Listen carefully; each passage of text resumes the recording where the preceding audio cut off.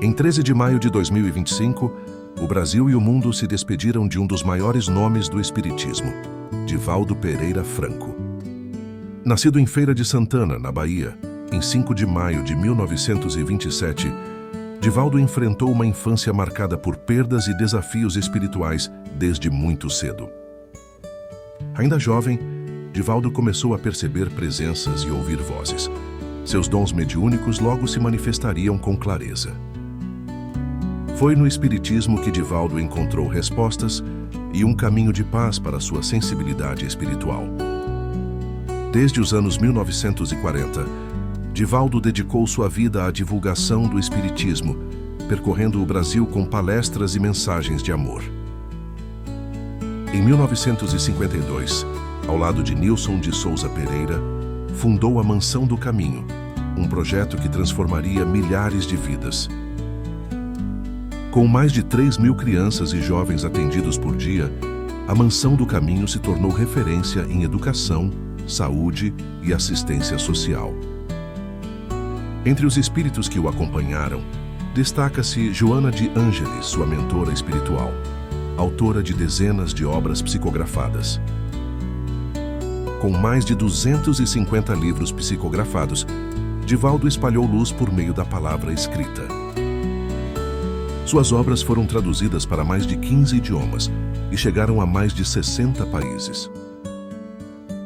Divaldo percorreu os 5 continentes com sua mensagem de fraternidade, proferindo mais de 15.000 palestras. Em tempos de guerra e intolerância, Divaldo foi uma voz pela paz, pelo diálogo e pela tolerância religiosa. Divaldo recebeu prêmios e homenagens ao redor do mundo. Foi nomeado Embaixador da Paz por entidades internacionais. Teve profunda amizade e respeito por Chico Xavier, com quem compartilhou a missão espiritual, e de quem ficou afastado por aproximadamente 22 anos. Devido a acusações de plágio da obra, história que está na biografia do médium O Semeador de Estrelas, de Sueli Caldas Schubert.